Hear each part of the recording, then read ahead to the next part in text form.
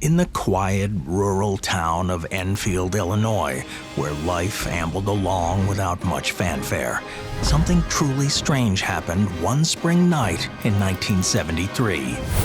A young boy playing in his backyard claimed to have been attacked by a creature like no other, a monster that would soon ignite fear, curiosity, and a mystery that remains unsolved to this day.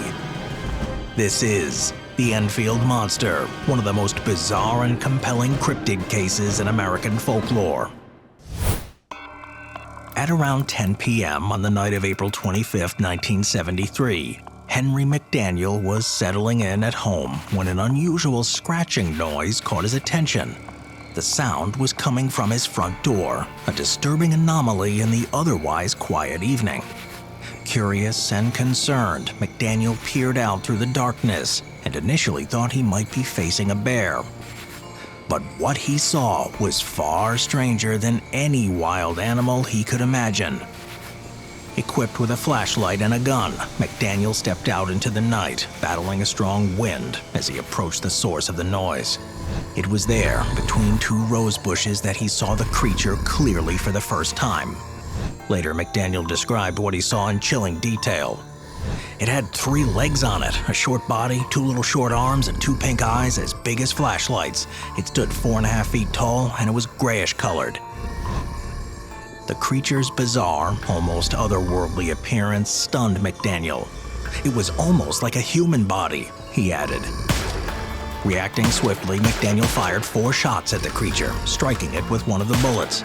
The creature responded with a hiss, much like a wildcat's, before fleeing the scene, making its escape towards a nearby railway embankment.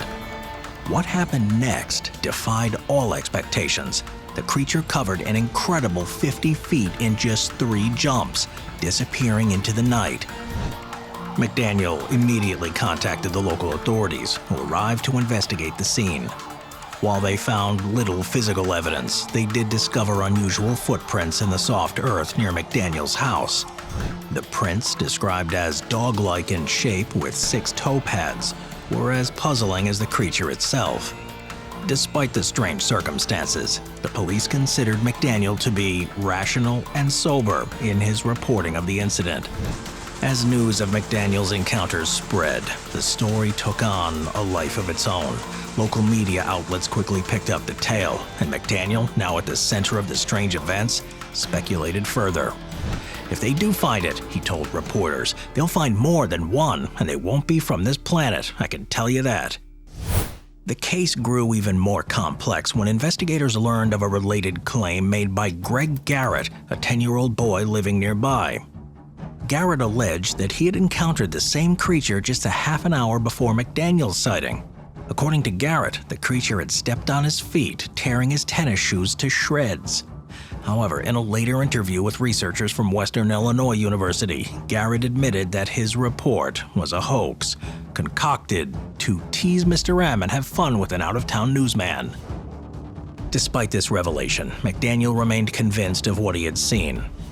On May 6th, 2 weeks after the initial sighting, he reported another encounter with the creature. At around 3 a.m., McDaniel claimed to have seen the creature once again, this time near the railroad tracks by his home. "I saw something moving out on the railroad track, and there it stood," McDaniel recalled. Unlike the first encounter, he chose not to shoot at the creature, watching instead as it slowly made its way down the tracks. Not in a hurry or anything. McDaniel's second sighting attracted even more attention. A search party, including WWKI's news director Rick Rainbow, was formed to investigate the area later that day. Rainbow and his team reported spotting an ape-like creature standing in an abandoned building near McDaniel's house. They claimed to have recorded the creature's cries and even fired a shot at it before it fled. The incident further fueled the growing mystery and caught the attention of the cryptozoologist Lauren Coleman, who traveled to Enfield to investigate the case and examine the recording. Just 2 days after McDaniel's radio interview about the second sighting, the local press reported yet another incident linked to the creature. Police were called to investigate reports of gunfire and discovered 5 young men from out of town who had come to Enfield with the intention of photographing the creature. Armed with shotguns and rifles for protection, the men claimed to have sighted the creature themselves. However, the White County Sheriff quickly dismissed their claims, stating that the men were simply out drinking and raising hell, and only mentioned the monster briefly during questioning. The group was ultimately charged with hunting violations, adding a touch of chaos to the already baffling series of events surrounding the Enfield Monster. As the sightings continue and the story spread, the Enfield Monster became more than just a local curiosity. It evolved into a full-blown phenomenon, capturing the imaginations of people far beyond the small Illinois town. Whether the creature was a figment of overactive imaginations, a misidentified animal, or something far more mysterious, it left a mark on those who claimed to have seen it, and on the community of Enfield itself. The Enfield Monster sightings quickly became a media sensation, capturing the attention of newspapers and radio stations across Illinois and beyond. On April 27, 1973, just 2 days after the initial sighting, the story was featured in newspapers throughout the state, sparking widespread curiosity and fear. By May 7th, the tale had reached even larger audiences, with interviews and reports appearing on Chicago's WGN radio station and in prominent publications such as the Chicago Daily News, the Moline Dispatch, the Champaign-Urbana Courier, and the Alton Telegraph. Earlier coverage had already appeared in the Carmi Times, the local newspaper closest to Enfield, which was instrumental in bringing the story to the attention of a wider public. The momentum of interest continued, and in August 1973, an updated summary of the events even made its way to Pennsylvania's Reading Eagle, keeping the Enfield Monster firmly in the spotlight. However, the widespread media attention was a double-edged sword for the small community of Enfield. While the story brought a sense of intrigue and mystery to the otherwise quiet town, it also stirred up fears amongst the residents. The arrival of the 5 men from out of town, who were later arrested for hunting the creature with shotguns and rifles, heightened concerns that the publicity was attracting dangerous monster hunters. Locals worried that these armed thrill-seekers might inadvertently harm citizens or livestock in their quest to catch a glimpse of the mysterious beast. The specter of further chaos loomed large as the media continued to stoke the flames of the Enfield Monster frenzy. Amidst the swirling rumors and speculations, various theories emerged to explain the bizarre sightings. One of the most discussed ideas was that the creature might have been a kangaroo, possibly escaped from a nearby zoo. This theory gained traction because a kangaroo's tail, when viewed from certain angles, could resemble a third leg, which aligned with some descriptions of the monster. However, Henry McDaniel, the primary witness, was quick to dismiss this suggestion.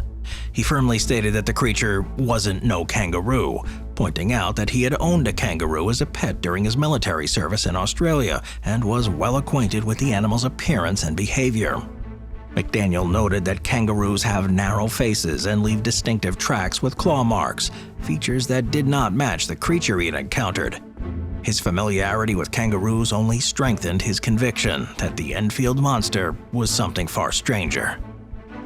Adding another layer to the kangaroo theory, an Ohio man contacted a local newspaper following the media coverage, claiming that the creature might have been his pet kangaroo, Macy, who had been lost or stolen a year prior.